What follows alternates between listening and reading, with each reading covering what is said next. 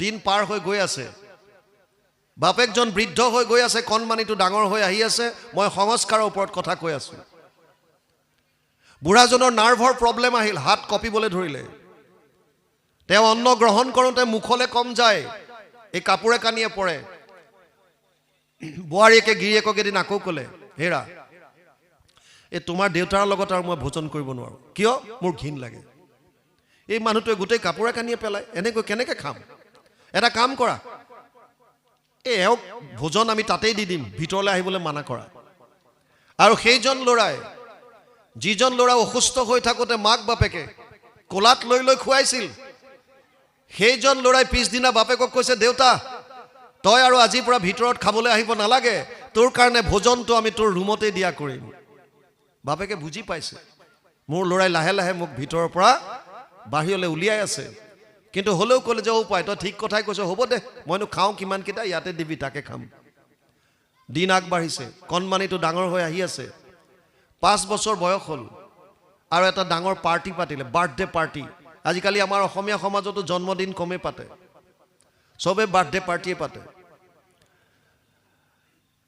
তেওঁলোকে ক'লে যে বাৰ্থডে পাৰ্টি আজি আছে আমাৰ লগত ডাঙৰ ডাঙৰ অফিচাৰ আহিব বোৱাৰীয়েকে শহুৰেকক শুনাই দিলে দেউতা আজি আমাৰ লগৰ অফিচাৰবিলাক আহিব যেতিয়ালৈকে পাৰ্টি চলে আপুনি ৰুমটোৰ পৰা বাহিৰলৈ যাতে নোলায় মানে আপোনাক চিনাকি দিবলৈ লাজ লাগিব ইনডাইৰেক্টলি ক'লে আপুনি ৰুমটোৰ পৰা বাহিৰলৈ যাতে নোলায় বুঢ়াজনে ক'লে হ'ব আই মইনো বাহিৰত গৈ কি কৰিম হ'ব দে মই ৰুমটোতে সোমাই থাকিম 5টামান বজাতে ৰুমত সোমাল সন্ধিয়া 7টামান বজাৰ পৰা পাৰ্টি আৰম্ভ হ'ল ডিজে ঢাক ঢুক বাজিবলৈ ধৰিলে গ্লাছৰ টুং টাং শব্দ 7টাৰ পৰা 8টা 8টাৰ পৰা 9টা 9টাৰ পৰা 10টা 10টাৰ পৰা 11টা বাজি গ'ল পাৰ্টি শেষ হোৱা নাই বুঢ়াজনৰ পাচাব কৰিব লাগিল ভাবিলে মই মনে মনে গৈ পিছফালে পাচাব কৰি আহি আকৌ সোমাই থাকিম ইহঁতটো পেণ্ডেলত আছে এই বুলি দুৱাৰৰ হুকডাল খুলিছে আনহাতে পেণ্ডেলত বোৱাৰীয়েকক লগৰ 5জনী বান্ধৱীয়ে কৈছে তোৰ ৰুমটো নেদেখুৱা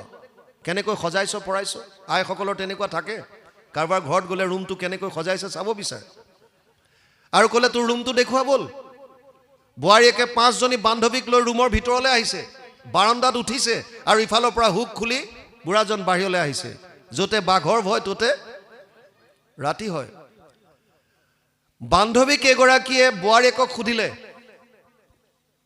তোৰ ঘৰত 7টা বজাৰ পৰা এতিয়া 11টা বাজিল 4 ঘণ্টা ধৰি পাৰ্টি কৰিলোঁ ইমান ফূৰ্তি তামচা কৰিলোঁ ইমান খালোঁ বলো অথচ এই মানুহজনক এবাৰো পেণ্ডেলত নেদেখিলোঁ কোন এওঁ আৰু সেইগৰাকী সম্ভ্ৰান্ত ঘৰৰ ছোৱালী তেওঁ ক'বলৈ কুণ্ঠাবোধ নকৰিলে তেওঁ কৈছে এজন আমাৰ ঘৰত কাম কৰা মানুহ আৰু এওঁ অসুস্থ গতিকে আমি আমাৰ ঘৰত ৰাখি এওঁক চিকিৎসা প্ৰদান কৰিছোঁ বান্ধৱী কিজনীয়ে ক'লে তই কিমান উদাৰ এজন কাম কৰা মানুহক ঘৰত ৰাখি নিজৰ পইচা খৰচ কৰি চিকিৎসা কৰিছ তোৰ নিচিনা উদাৰ নাই মানুহজনে কি ক'ব দুধাৰি চকুলো বৈ আহিছে বান্ধৱী কিজনীক লৈ বোৱাৰীয়েক ভিতৰলৈ গ'ল মানুহজনে বাহিৰলৈ গৈ পুনৰ আহি সোমাই হুকডাল লগাই সোমাই আছে এসময়ত পাৰ্টি শেষ হ'ল দুৱাৰত কোনোবাই ঢকিয়াইছে দুৱাৰ খোলক দুৱাৰ খুলি দিলে আন কোনো নহয় বোৱাৰীয়েক অশ্লীল ভাষাৰে গালি পাৰিছে আপোনাৰ লাজ লগা নাই এই বয়সত আপুনি কি চাবৰ কাৰণে বাহিৰলৈ ওলাইছিল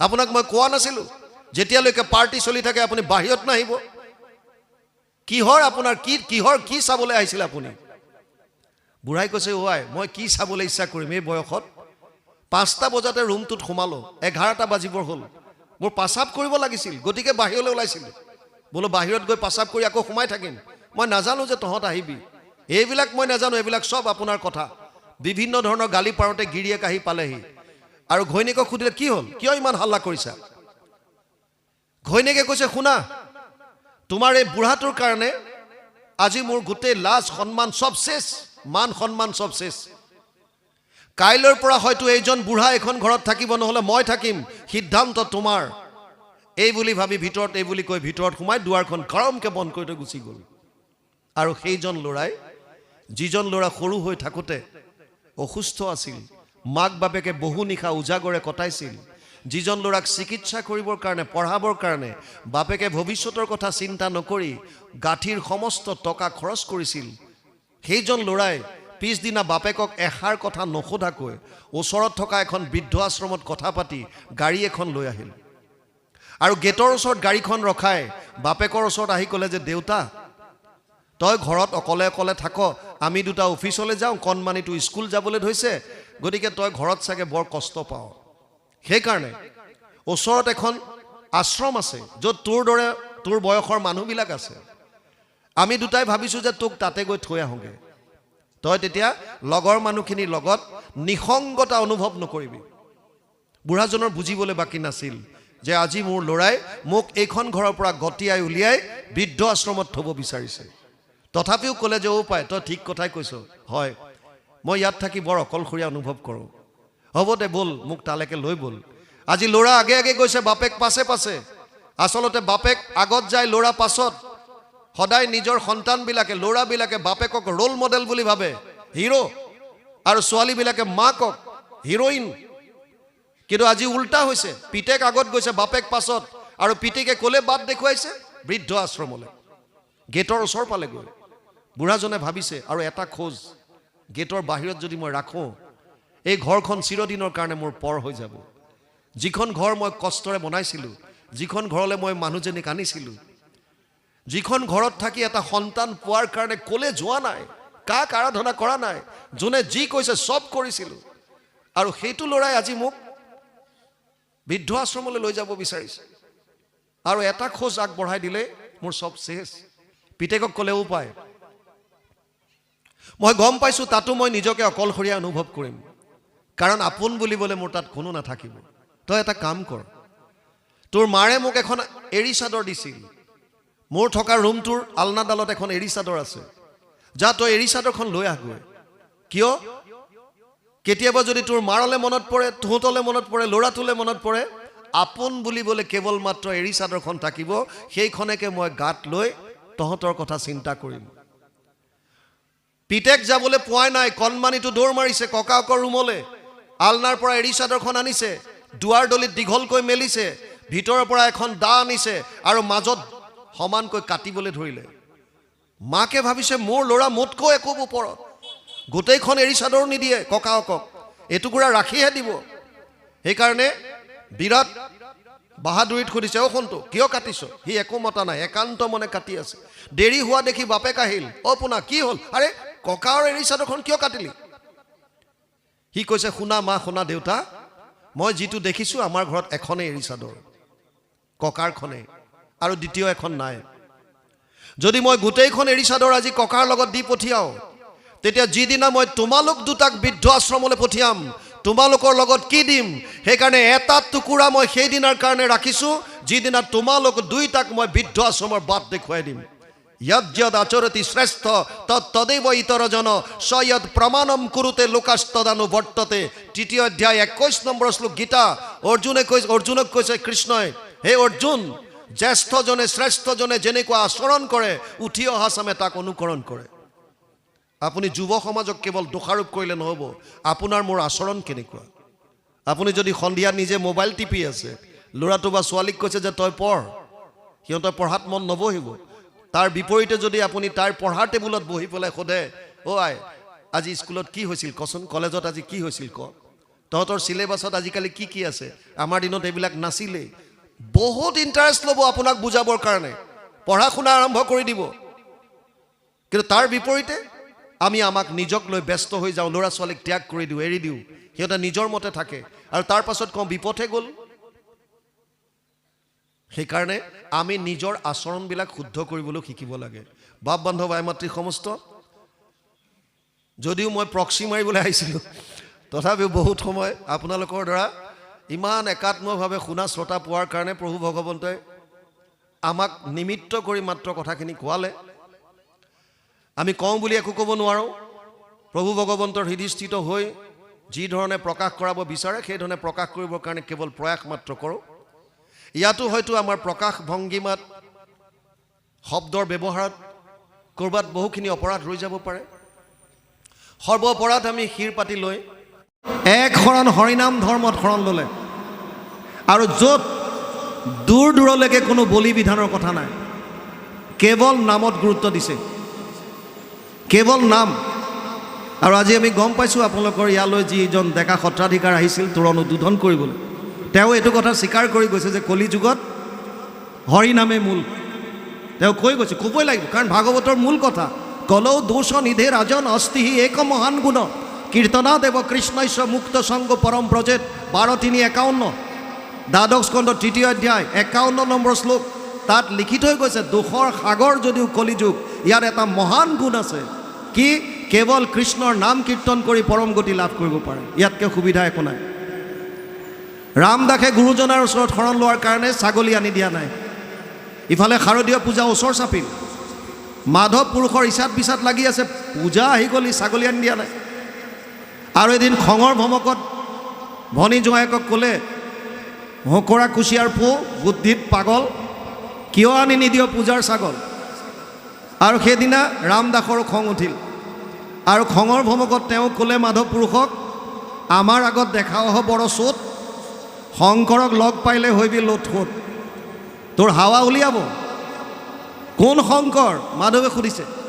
আছে এজন, যিজন শাস্ত্ৰজ্ঞ, যিজনে এক শৰণ হৰিনাম ধৰ্মৰ প্ৰৱৰ্তন কৰিছে, য'ত কোনো ধৰণৰ পূজা বলি বিধান এইবিলাক নাই, কেৱল নামত গুৰুত্ব দিছে। আচ্ছা, কিন্তু মই যে যিবিলাক শাস্ত্ৰ পঢ়িছোঁ সেইবিলাকতো আছে। তোৰ গুৰুৰ ওচৰলৈ মোক লৈ ব'ল। বোলে হ'ব, আজি বেলি লহিয়ালে কাইলৈ ওলাবা। আৰু পাছদিনা মাধৱ পুৰুষক লৈ গৈছিল। মাধৱ শাস্ত্ৰজ্ঞ, তেওঁ ভাবিছে যে মই শংকৰক সেৱা নকৰোঁ, হ'ব পাৰে তেওঁ শাস্ত্ৰজ্ঞ, ময়ো কম নহয়, আগতে তৰ্ক হ'ব, যদি হাৰি যাওঁ বেলেগ কথা, কিন্তু আগতীয়াকৈ মই সেৱা নকৰোঁ।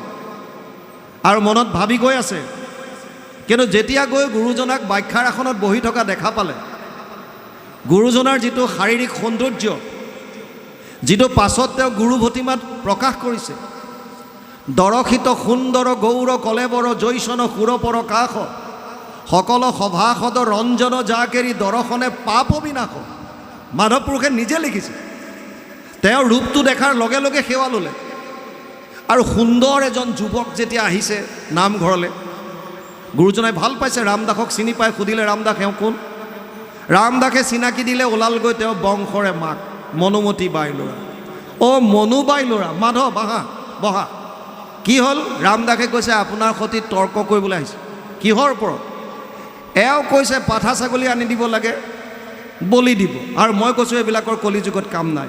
এওঁ কৈছে শাস্ত্ৰত আছে, মই কৈছোঁ ইয়াত নাই। এতিয়া আপোনালোক দুজনে এইটো মীমাংসা কৰক।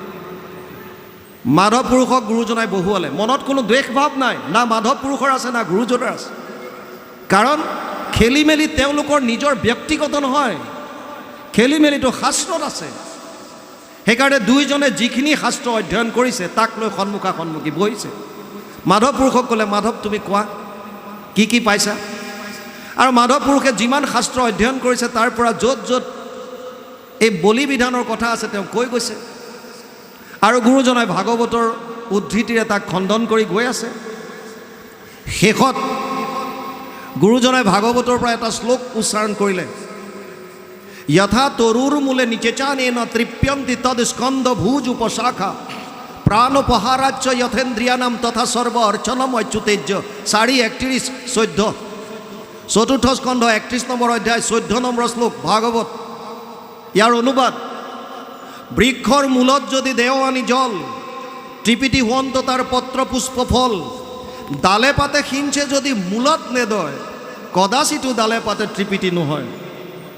গুৰুজনাই ক'লে, ভোকাটোৰ নৰে যদি অন্নক ভুঞ্জয়, ইন্দ্ৰিয়ৰ প্ৰীতি তাৰ সাধে আতিশয়, ভোজন বিহীনে পিন্ধে বস্ত্ৰ অলংকাৰ, ইন্দ্ৰিয়ৰ একো প্ৰীতি নসাধ হয় তাৰ। মাধৱৰ চকু থৰ হৈ গ'ল। গুৰুজনাই ক'লে, কৃষ্ণক পুজিলে পূজা সমস্তৰে হয়, পৃথকে পুজিলে পূজা কেহো নলয়, লগে লগে দীঘল দি পৰিল। গুৰুজনাই ক'লে যে কি হ'ল মাধৱ, তুমি এবাৰ সেৱা কৰিলা আকৌ কৰিছা? বোলে হয় গুৰুজনা, আগতে আপোনাক শিৰোমণি ভূঞা হিচাপে সেৱা লৈছিলোঁ, আৰু এতিয়া আপোনাক মই আধ্যাত্মিক গুৰু হিচাপে শৰণ লৈছোঁ। আপুনি মোক দিয়ক এতিয়া, কাৰণ মই যিবিলাক গম পাইছোঁ সেয়া মিছা কলিযুগৰ কাৰণে নহয়। এতিয়া সৌনকেও এইটো প্ৰশ্ন কৰিছে সুতমুনিক, ভুৰিনি ভুৰি কৰ্মাণি শ্ৰুতব্যানি বিভাগস অত সাধু অত্ৰ যত সাৰম সমুদ্ৰিত্য মনীষয়া মাম ব্ৰুহি শ্ৰদ্ধানানাম যেন আত্মা সম্প্ৰসিদ্ধতি 1:11 প্ৰথম স্কন্ধ প্ৰথম অধ্যায় 11 নম্বৰ শ্লোকত শৌনকে কৈছে, হে সুতমুনি, শাস্ত্ৰ বহুত আছে আৰু বিভিন্ন শাস্ত্ৰত বিভিন্ন মত দিছে। ক'ৰবাত যদি কৈছে যাগ যজ্ঞ পূজা পাতল কৰা, ক'ৰবাত কৈছে সেইটোত নোপোৱা তুমি, জপ তপ তীৰ্থ কৰা, ক'ৰবাত কৈছে তাতো তুমি নোপোৱা পৰম কল্যাণ, দান দক্ষিণা কৰা, ক'ৰবাত ক'লে তাতো নোপোৱা, বলি বিধান আছে তাতো নোপোৱা, ঘৰ দুৱাৰ বাদ দি সন্ন্যাস ব্ৰত ধাৰণ কৰা, ধ্যান ধাৰণা সমাধিৰে ঈশ্বৰক বিচাৰা। কোনটো মানিব কলিযুগৰ মানুহ বৰ্তমান সময়ত যিটো হৈ আছে? সেইকাৰণে কোনো মানুহক নিন্দা কৰিব নাপায়। যিসকলৰ হাতত যাগ যজ্ঞ পূজা পাতল বিষয়ক গ্ৰন্থ পঢ়িছে তেওঁলোকে সেইমতে চলিব। যিসকলৰ হাতত জ্ঞান মাৰ্গৰ দ্বাৰা যাবৰ কাৰণে ঘৰ দুৱাৰ বাদ দি সন্ন্যাস ব্ৰত ধাৰণ কৰি ধ্যান ধাৰণা সমাধিৰে ব্ৰহ্মক নিৰ্গুণ নিৰাকাৰ ব্ৰহ্মক লাভ কৰাৰ গ্ৰন্থ পঢ়িছে তেওঁলোকে সেইভাগে যাব। যিবিলাকৰ হাতত জপ তপ তীৰ্থৰ বিষয়ে থকা কিবা উপদেশমূলক গ্ৰন্থ পঢ়িছে তেওঁলোক সেইমতে যাব। যেতিয়ালৈকে শাস্ত্ৰৰ উত্তম গীতা আৰু ভাগৱত মানুহৰ হাতত নপৰিব তেতিয়ালৈকে জীৱনৰ মাৰ্গ বিচাৰি নাপাব। কাৰণ শৌনকে এইটো আজিৰ পৰা 5,500 বছৰ আগতেই সুতমুনিক প্ৰশ্ন কৰি থৈছে যে বিভিন্ন শাস্ত্ৰত বিভিন্ন মত দিছে, কিন্তু সমস্ত শাস্ত্ৰৰ সাৰ মৰ্মটো কি এইটো তুমি আমাক কোৱা। আৰু সেইটোৱে ভাগৱতৰ মূল ভেটি। তেতিয়া সুতমুনিয়ে ক'লে, হে শৌনক আদি ঋষি সমস্ত চিন্তা নকৰিবা, তোমালোকক মই এনেকুৱা এটা উপায় দিম যিটো উপায় অৱলম্বন কৰি ৰজা পৰীক্ষিতে 7 দিনত পৰম গতি লাভ কৰিলে। যিটো উপায় অৱলম্বন কৰি খটাংগ ৰজাই 2 দণ্ডত পৰম গতি লাভ কৰি গুচি গ'ল। আৰু তাৰ পাছত তেওঁ ভাগৱত কোৱা আৰম্ভ কৰিছে। সুখদেৱ পৰীক্ষিতৰ কি কি কথা হৈছিল এই কথাখিনি সুন্দৰ ৰূপে আহিছে। আমি এতিয়া পাঠৰ লগে লগে যাম। 2য় স্কন্ধ আজি উলিয়াইছে। বাপজনে সুন্দৰ কণ্ঠৰে মংগলাচৰণখিনি কৰিছে। পদৰ লগে লগে এতিয়া যাম। জয় জয় কৃষ্ণ যাৰ স্মৰণ মংগল, যাক যোগাদিৰো হৰিনাম মহাফল, হেনয় পৰমানন্দ মাধৱক নিতে, সুমৰিও নৰ নিৰন্তৰে এক চিত্তে। যিকোনো কৰ্ম কৰিবলৈ যোৱাৰ প্ৰাক মুহূৰ্তত আপোনাৰ যিজন আৰাধ্য, যিজন ইষ্ট, সেইজনৰ স্তুতি গান কৰি আপোনাৰ কৰিবলগীয়া কৰ্মটো তেওঁৰ চৰণত অৰ্পণ কৰি মনৰ পৰা আন চিন্তা সকলোবিলাক আঁতৰাই তেওঁৰ চৰণতে মনটো একাগ্ৰত কৰি লৈ আপোনাৰ কৰ্মখিনি কৰিব লাগে। তাৰ কাৰণে প্ৰথমতে আৰাধ্যজনক ইয়াত স্তুতি কৰাৰ কাৰণে গুৰুজনাই যিহেতুকে মানৱীয় লীলা কৰিছে, তেওঁ আমাক ইয়াত কৃষ্ণৰ, তেওঁ নিজে অৱতাৰ হ'লেও কৃষ্ণৰ গুণানুকীৰ্তন কৰি দেখুৱাইছে, স্তুতি কৰি দেখুৱাইছে। তেওঁ প্ৰথমে লিখিলে, জয় জয় কৃষ্ণ যাৰ স্মৰণ মংগল। যিজনৰ নাম মাত্ৰ স্মৰণ কৰাটোৱে হৈছে মংগল। অৰ্জুনক গীতাত কৈছে, তস্মাৎ সৰ্বেষু কালেষু মাম অনুস্মৰ যুদ্ধজ্য ময়ো অৰ্পিত মনোবুদ্ধিৰ মামে বৈশ্যস্য সংশয়। 8ম অধ্যায় 7 নম্বৰ শ্লোক গীতা। হে অৰ্জুন, প্ৰতিটো মুহূৰ্তত মোৰ কথা স্মৰণ কৰ আৰু তোৰ কৰ্তব্য কৰ্ম তই কৰি যা। আপুনি যদি ব্যৱসায়ী ব্যৱহাৰ বাণিজ্য কৰক, কোনো আপত্তি নাই। আপুনি যদি কৃষি কৰ্মত আছে কৃষি কৰ্ম কৰক, কোনো আপত্তি নাই। আপুনি যদি চাকৰি বাকৰি কৰিছে চাকৰি কৰক, কোনো আপত্তি নাই। আপুনি যদি গৃহিণী ঘৰৰ কাম কৰিছে কৰক, কোনো আপত্তি নাই। কেৱল কৃষ্ণক স্মৰণ কৰিবলৈ দিছে, তেওঁৰ লীলাসমূহ স্মৰণ কৰিব দিছে। ইয়াতকৈ সুবিধা কি দিব? ভগৱানে কৈছে কেৱল মোৰ নাম স্মৰণত ৰাখা আৰু তুমি তোমাৰ কৰ্তব্য কৰ্মখিনি কৰি যোৱা শাস্ত্ৰসন্মত। অৰ্জুনক কৈছে, নিয়তম কুৰু কৰ্ম ত্বম কৰ্ম জয়হি অকৰ্মণ শৰীৰ যাত্ৰা পিছতে না প্ৰসিদ্ধেদ কৰ্মণি। 3য় অধ্যায় 8 নম্বৰ শ্লোক গীতা। হে অৰ্জুন, তোৰ কৰ্তব্য কৰ্ম কৰ।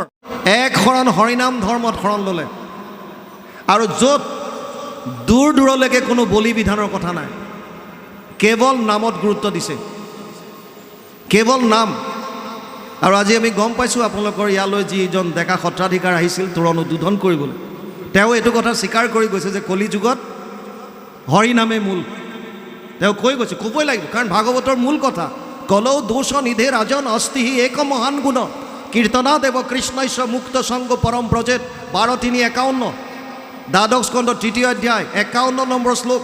তাত লিখি থৈ গৈছে, দোষৰ সাগৰ যদিও কলিযুগ, ইয়াত এটা মহান গুণ আছে কি কেৱল কৃষ্ণৰ নাম কীৰ্তন কৰি পৰম গতি লাভ কৰিব পাৰে ইয়াতকৈ সুবিধা একো নাই ৰামদাসে গুৰুজনাৰ ওচৰত শৰণ লোৱাৰ কাৰণে ছাগলী আনি দিয়া নাই ইফালে শাৰদীয় পূজা ওচৰ চাপিল মাধৱ পুৰুষৰ ইচাত বিচাত লাগি আছে পূজা আহি গ'ল ছাগলী আনি দিয়া নাই আৰু এদিন খঙৰ ভমকত ভনী জোঁৱায়েকক ক'লে হকৰা কুচিয়াৰ পো বুদ্ধিত পাগল কিয় আনি নিদিয় পূজাৰ ছাগল আৰু সেইদিনা ৰামদাসৰো খং উঠিল আৰু খঙৰ ভমকত তেওঁ ক'লে মাধৱ পুৰুষক আমাৰ আগত দেখাও হ বড় চোট শংকৰক লগ পাইলে হৈবি লোটফোট তোৰ হাৱা উলিয়াব কোন শংকৰ মাধৱে সুধিছে আছে এজন যিজন শাস্ত্ৰজ্ঞ যিজনে এক শৰণ হৰিনাম ধৰ্মৰ প্ৰৱৰ্তন কৰিছে য'ত কোনো ধৰণৰ পূজা বলি বিধান এইবিলাক নাই কেৱল নামত গুৰুত্ব দিছে আচ্ছা কিন্তু মই যে যিবিলাক শাস্ত্ৰ পঢ়িছোঁ সেইবিলাকতো আছে তোৰ গুৰুৰ ওচৰলৈ মোক লৈ ব'ল বোলে হ'ব আজি বেলি লহিয়ালে কাইলৈ ওলাবা আৰু পাছদিনা মাধৱ পুৰুষক লৈ গৈছিল মাধৱ শাস্ত্ৰজ্ঞ তেওঁ ভাবিছে যে মই শংকৰক সেৱা নকৰোঁ হ'ব পাৰে তেওঁ শাস্ত্ৰজ্ঞ ময়ো কম নহয় আগতে তৰ্ক হ'ব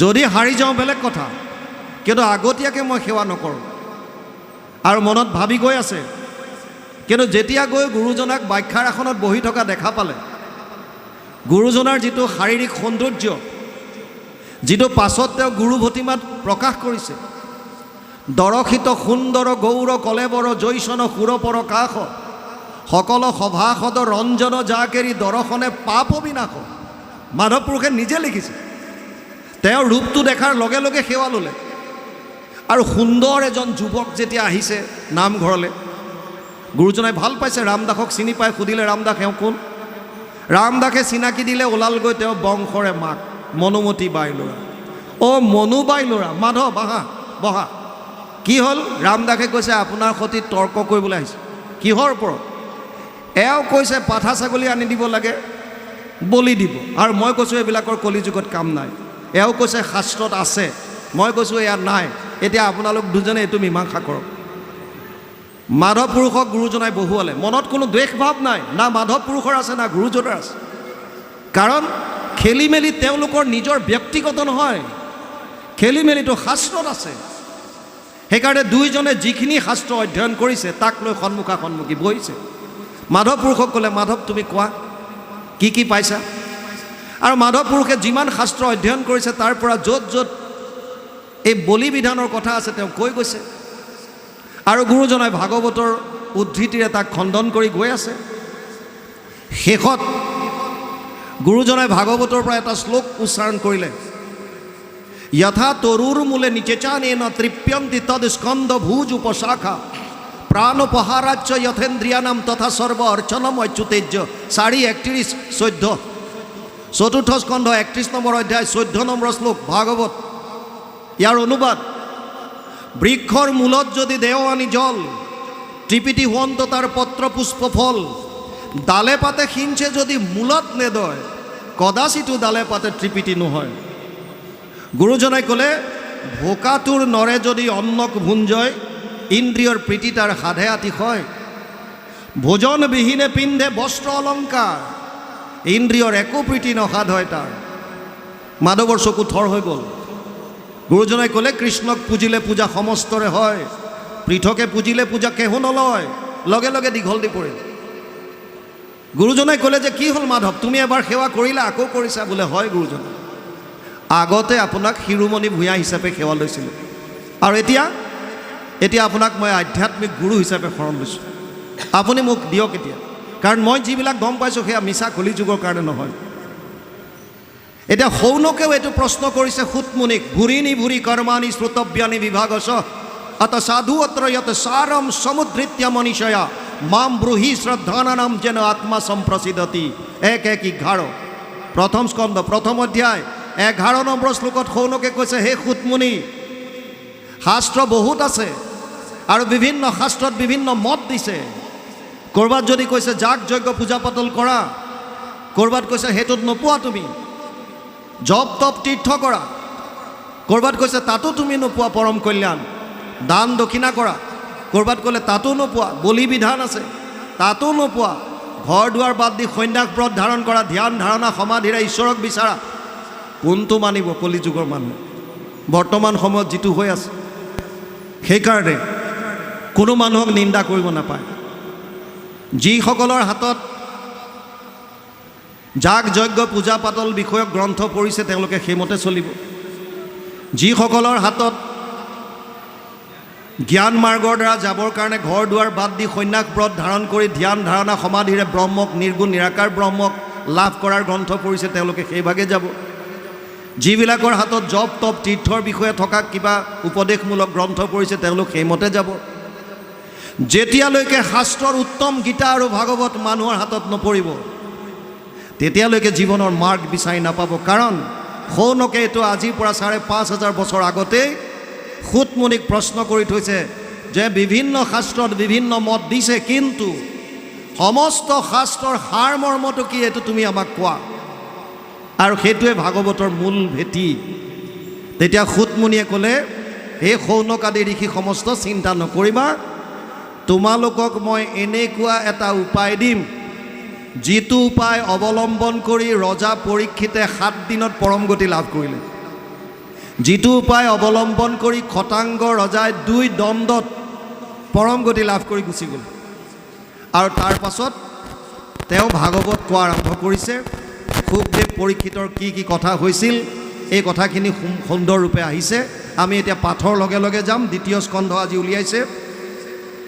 বাপজনে সুন্দৰ কণ্ঠৰে মংগলাচৰণখিনি কৰিছে। পদৰ লগে লগে এতিয়া যাম। জয় জয় কৃষ্ণ যাৰ স্মৰণ মংগল, যাক যোগাদিৰো হৰিনাম মহাফল, হেনয় পৰমানন্দ মাধৱক নিতে, সুমৰিও নৰ নিৰন্তৰে এক চিত্তে। যিকোনো কৰ্ম কৰিবলৈ যোৱাৰ প্ৰাক মুহূৰ্তত আপোনাৰ যিজন আৰাধ্য, যিজন ইষ্ট, সেইজনৰ স্তুতি গান কৰি আপোনাৰ কৰিবলগীয়া কৰ্মটো তেওঁৰ চৰণত অৰ্পণ কৰি মনৰ পৰা আন চিন্তা সকলোবিলাক আঁতৰাই তেওঁৰ চৰণতে মনটো একাগ্ৰত কৰি লৈ আপোনাৰ কৰ্মখিনি কৰিব লাগে। তাৰ কাৰণে প্ৰথমতে আৰাধ্যজনক ইয়াত স্তুতি কৰাৰ কাৰণে গুৰুজনাই যিহেতুকে মানৱীয় লীলা কৰিছে, তেওঁ আমাক ইয়াত কৃষ্ণৰ, তেওঁ নিজে অৱতাৰ হ'লেও কৃষ্ণৰ গুণানুকীৰ্তন কৰি দেখুৱাইছে, স্তুতি কৰি দেখুৱাইছে। তেওঁ প্ৰথমে লিখিলে, জয় জয় কৃষ্ণ যাৰ স্মৰণ মংগল। যিজনৰ নাম মাত্ৰ স্মৰণ কৰাটোৱে হৈছে মংগল। অৰ্জুনক গীতাত কৈছে, তস্মাৎ সৰ্বেষু কালেষু মাম অনুস্মৰ যুদ্ধজ্য ময়ো অৰ্পিত মনোবুদ্ধিৰ মামে বৈশ্যস্য সংশয়। ৮ম অধ্যায় ৭ নম্বৰ শ্লোক গীতা। হে অৰ্জুন, প্ৰতিটো মুহূৰ্তত মোৰ কথা স্মৰণ কৰ আৰু তোৰ কৰ্তব্য কৰ্মতা কৰি যা। আপুনি যদি ব্যৱসায়ী, ব্যৱহাৰ বাণিজ্য কৰক, কোনো আপত্তি নাই। আপুনি যদি কৃষি কৰ্মত আছে, কৃষি কৰ্ম কৰক, কোনো আপত্তি নাই। আপুনি যদি চাকৰি বাকৰি কৰিছে, চাকৰি কৰক, কোনো আপত্তি নাই। আপুনি যদি গৃহিণী ঘৰৰ কাম কৰিছে, কৰক, কোনো আপত্তি নাই। কেৱল কৃষ্ণক স্মৰণ কৰিবলৈ দিছে, তেওঁৰ লীলাসমূহ স্মৰণ কৰিব দিছে। ইয়াতকৈ সুবিধা কি দিব? ভগৱানে কৈছে, কেৱল মোৰ নাম স্মৰণত ৰাখা আৰু তুমি তোমাৰ কৰ্তব্য কৰ্মখিনি কৰি যোৱা শাস্ত্ৰসন্মত। অৰ্জুনক কৈছে, নিয়তম কুৰু কৰ্ম ত্বম কৰ্ম জয়হি অকৰ্মণ শৰীৰ যাত্ৰা পিছতে না প্ৰসিদ্ধে অকৰ্মণি। ৩য় অধ্যায় ৮ নম্বৰ শ্লোক গীতা। হে অৰ্জুন, তোৰ কৰ্তব্য কৰ্ম কৰ।